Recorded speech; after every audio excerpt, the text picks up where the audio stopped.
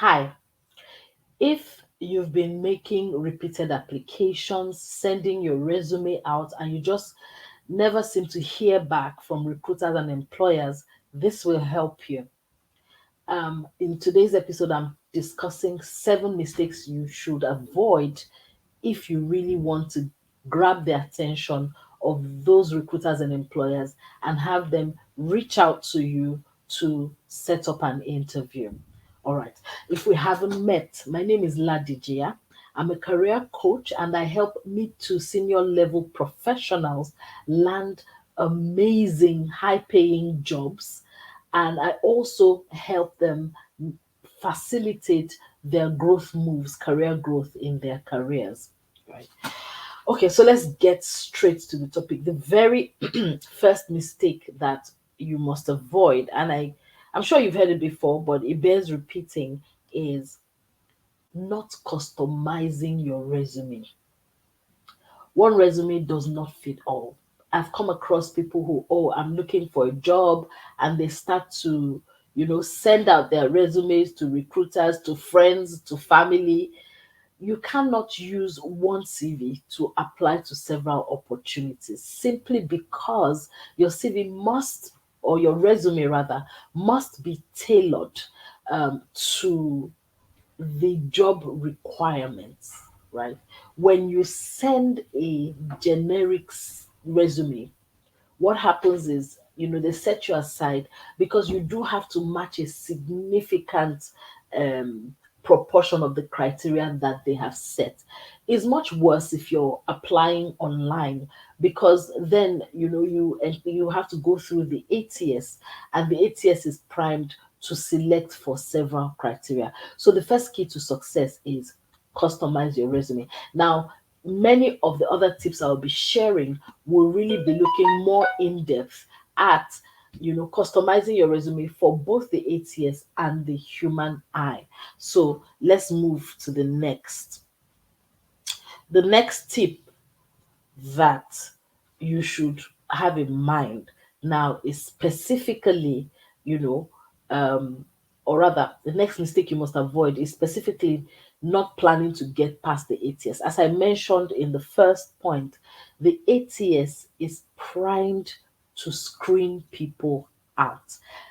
Actually, the very first stage of any recruitment process, I mean, right after posting the job ad, is screening the applications that come in. The goal there is to weed out unsuitable um, applicants, or applicants who do not exactly match the criteria. When you have this in mind, then you understand how important it is, especially when you're going through software, to make sure you get selected. How do you do that? First of all, make sure you match all the job criteria, well, as many of them as you can, as exactly as you can in the job ad. So you look at the job ad, you pick out the criteria. Sometimes they will say, oh, this is essential, and this one is desired. Match as many of those as you can. Then look out for how the words that they use for keywords. When you look through a job ad, you would see how they refer to specific skills or responsibilities, and you will see the words that are most frequently repeated throughout the job ad. Your goal is to reflect the use of words, their criteria in your resume. The third thing you must do, and this is a very neat trick, is you can get the help of AI, right? There are a couple of applications online that when you put in the job ad or the job description and then you put in your own resume, it screens it to see how closely they match, and it will give you tips, right, as to how to better optimize your resume to match the keywords, based on what's in the job description. One such one is one called jobscan.co. That's the website, I believe. Now, it's paid, but there is a free version. There's also, let me quickly check the other software. A similar one, this one is completely free. It's called ResiMatch.io.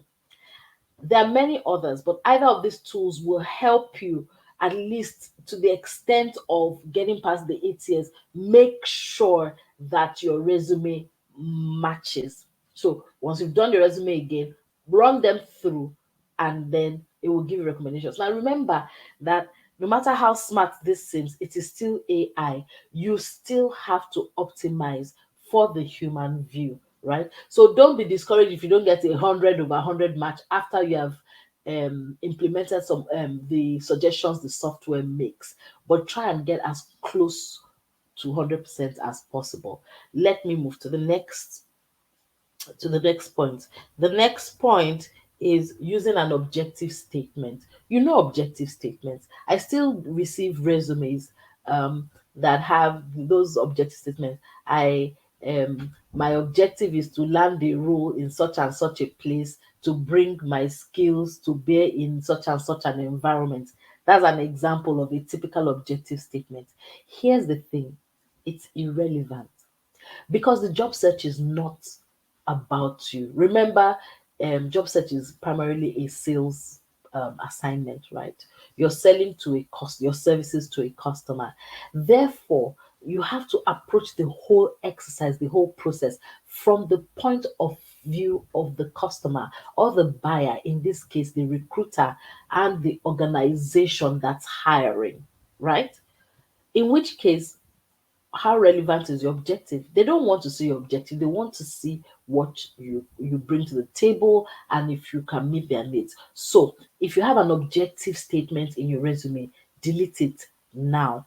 The only exception is if they've specifically requested what's your career objective. Other than that, your cover letter, the interview are much better places to share that information. Next, let's go to the next mistake you can make, putting in too much information. Sometimes I receive resumes and you see blocks and blocks of many words, paragraphs, right, in a resume. Now, if you bear in mind the first couple of points I've made, for every online application, as an example, a recruiter can receive anywhere from 100 to 250 applications, or even more, depending on the brand, right? The popularity of the brand. So, and you know, that's not the only position being recruited. Therefore, the recruiter, the human being who has to go through your resume, has a lot to do and limited time. In fact, it is said that you have exactly 7 seconds to grab the attention of the recruiter. So you can imagine, as a recruiter, you have this many resumes to screen and you're looking at this document that has just so much information. It's tedious to wade through, and it reduces your chances, right? The higher the investment the recruiter has to make in distilling the information they're looking for from your resume, the higher your chances of getting set aside in the discard pile. So you want to streamline the information you're providing. All right, so what kind of information, right, should you share? First of all, no paragraphs. There shouldn't be any paragraphs in your document. You should simply have, you know, brief statements, sentences, right, and bullet points, straight to the point. Pa pa pa pa pa. They immediately, on scanning it, one can see, grab the most essential information quickly. So use bullets. That's number one. The other thing that is really important is in terms of formatting, right? You want to, so the first thing that someone sees is the top of your resume. So they look at the top of your resume, and then the next thing is, you know, they scan right down the left side, right? They quickly want to see, where has this person worked, how has the career progressed, and it's a very quick scan. It is only when one sees what grabs one's attention that one then um hones in and tries to get more details. With that in mind, you have to structure your CV in a way that makes it easy for one to glean this information. And you need to use a lot of white space, right? So that it's easy on the eye, it's easy to read and follow. And don't forget your sequencing, the most important information on top, and then you sequence all the way down. Still talking about what should your resume have, let's move to the next or rather, what mistakes to avoid. The next mistake one people make a lot is not highlighting their quantified accomplishments. So you go to the work experience section of the average resume and you see the role title and you see, I was responsible for this, I was responsible for that. Listen, that you were responsible for something does not mean that you were successful at it or that you know how to do it. So listing your responsibility is not very helpful for the recruiter. What you want to do, right? And this works around that behavioral slash competency based approach to recruiting, where the premise is that past behavior, right, is a reliable indicator of future performance or future behavior. Therefore, what you want to do is state what it is that you have accomplished, right, carrying out those tasks. So you want to speak to accomplishments. And when you're speaking to accomplishments, of course, that means, I mean, what impact, what exactly did I do? What results did I get? Right? And what impact did it have on my organization? Now, a lot of people struggle with quantification, and this is something that I show you how to do step by step in my high impact resume workshop. And I'll share a little more about that later in a few minutes once I've gotten to the end of these mistakes that I'm talking about now. But in terms of quantification, right? I mean, an accomplishment has impact. Remember, we say want a high impact CV. You want to resume. You want to put information that makes them want to call you. So let me give you an example. If I say I'm responsible for managing the customer service function, versus I say I managed a team of 50 customer service representatives serving a customer base of more than 10,000 users. And in the last 2 years, we've consistently achieved a 95% retention rate. Can you tell the difference?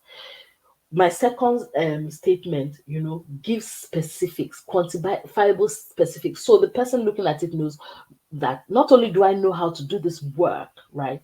I have been able to deliver results. Who do you think they are more likely to call? The person who just says they are responsible for something, or the person who brings evidence, right, to show that they are?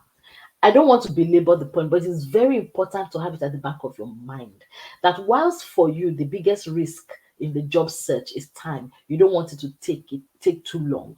For the employer, the biggest risk, right, is making the wrong hire, hiring someone, right, that ends up not being able to do the job. Therefore, at every stage of the process, you as the job seeker need to be putting forward hard, concrete evidence, right, that mitigates that risk that they are managing for, right? So think evidence, evidence, evidence. So for the job, for the work experience section of your resume, you should have, job title, and the employer. Right after that, you could have one sentence, a short sentence that just outlines what you were responsible for in terms of the role, the job purpose, and the impact or contribution to the bottom line, right?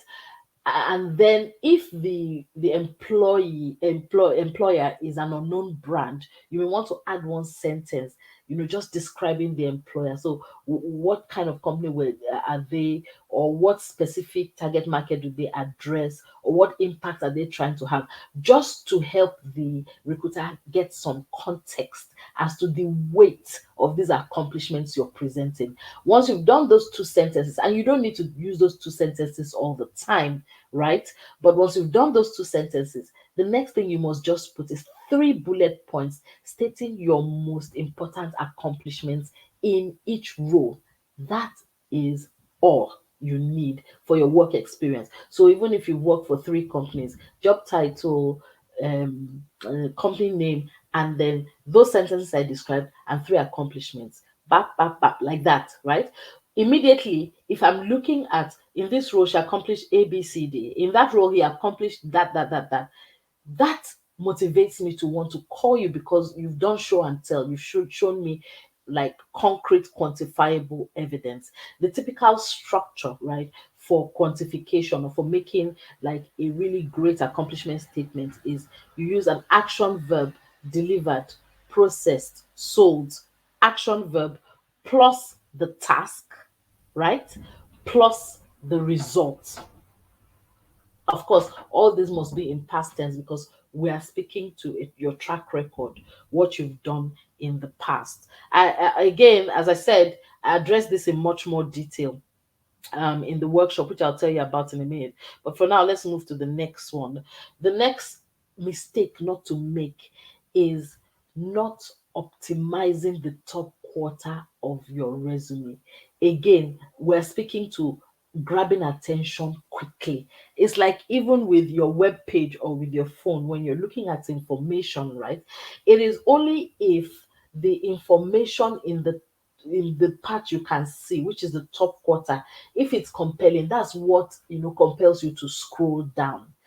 Yeah, transfer that to your resume. So what's in the top quarter of your resume that I can see in that 7 seconds is what will tell me should I scroll down or not. So what should be in there? Well, first of all, your of course your name and your contact details, right?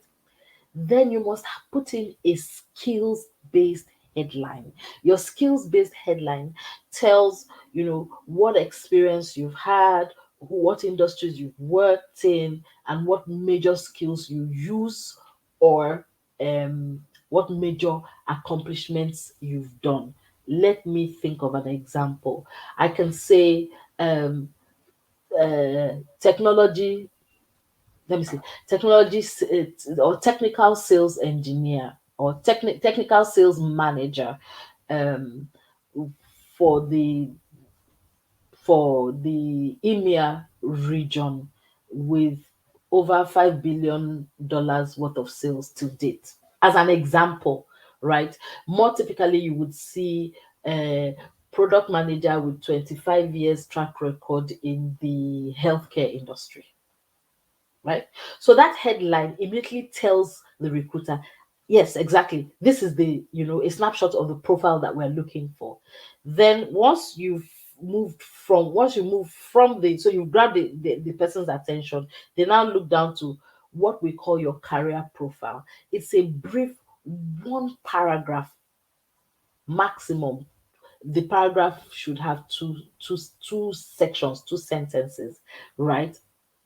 So that one paragraph kind of distills all the most important selling points that you have. So it will speak to what experience have you had, what brands have you worked for, what are the biggest results you've achieved, right? It kind of boils down your essence, your value proposition down to a brief paragraph that I can scan and that will persuade me to then go further. You can go further and say career highlights, where you provide a further listing of major career accomplishments, say in 3 bullet points, right? That by this time the person is halfway sold on calling you. Then they can now go down to your career history your work history section, which I covered in the previous point. Now, last but not least, you can't have grammar and spelling mistakes. You really can't. It's inexcusable. And I mean, the software we use to Microsoft Word has spell check, has grammar check, but you can also use Grammarly. Grammarly is an application that helps not just spelling, but grammar. It helps to make your writing more concise. And there's a free, version of it. Install it and use it. So yeah, this is a quick run through, right, of of 7 errors not to make when if you want people to if you want to have a compelling CV that makes people call you back. I'm going one step further. Now, I I still encounter a lot of CVs that don't quite meet the cut, which tells me that quite a few of us out here right, need to be able to do our resumes properly. Now, you can use a resume writer. I don't have a quarrel with that. However, I always say to people, Learn to write your resumes yourself, because as we've said, for every opportunity you pursue, you must be able to put together a resume that addresses just that opportunity. Are you going to go back to a resume writer every time you need to make an application?